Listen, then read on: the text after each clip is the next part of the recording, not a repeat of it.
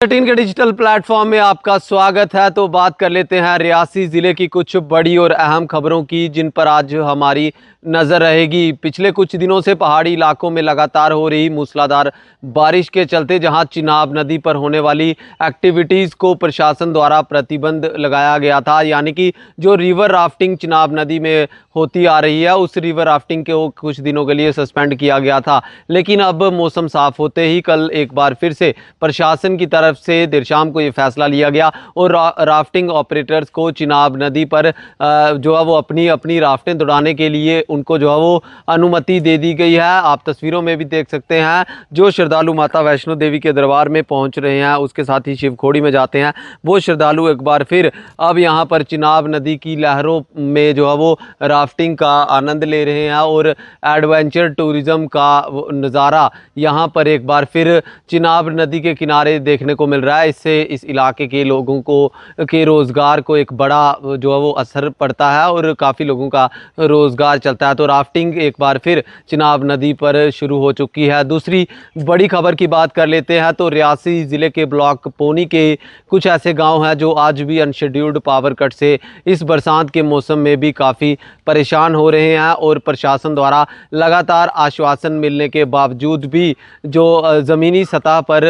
वो काम प्रशासन जो है वो करने में अभी तक असमर्थ रह रहा है। और आपको बता दें कि रियासी ज़िले के ब्लॉक पोनी के 5 ऐसे गांव हैं, जैसे कि तलवाड़ा हो गया या फिर गन कोलसर और कांसीपट्टा जैसे जो इलाके हैं। इसके अलावा भी कुछ ऐसे गांव हैं जहां पर लोग इस समय अनशेड्यूल्ड पावर कट से परेशान हो रहे हैं। लोगों का कहना है कि 4-4 दिन बिजली नहीं आ रही है इनके इलाके में। अगर बिजली आती भी है तो दिन में 1 या 2 घंटा आती है। इसलिए आज एक बार फिर ये लोग सड़कों पर उतर के प्रदर्शन करेंगे प्रशासन के खिलाफ और देखना होगा कि प्रशासन यहां पर पहुंचकर इन लोगों को क्या कुछ आश्वासन देता है। तीसरी बड़ी खबर की बात कर लेते हैं, जिस पर आज जो हमारी नज़र रहेगी। रियासी ज़िले के लोग अपने आप को कहीं ना कहीं ठगा हुआ महसूस कर रहे हैं, काफ़ी निराश हैं, मायूस हैं, क्योंकि जम्मू कश्मीर में इस समय चुनी हुई सरकार है। उमर अब्दुल्ला सरकार का कोई भी कैबिनेट का मंत्री अभी तक, जब से सरकार बनी हुई है, अब करीब 10 महीने होने जा रहे हैं सरकार को बने हुए, लेकिन अभी तक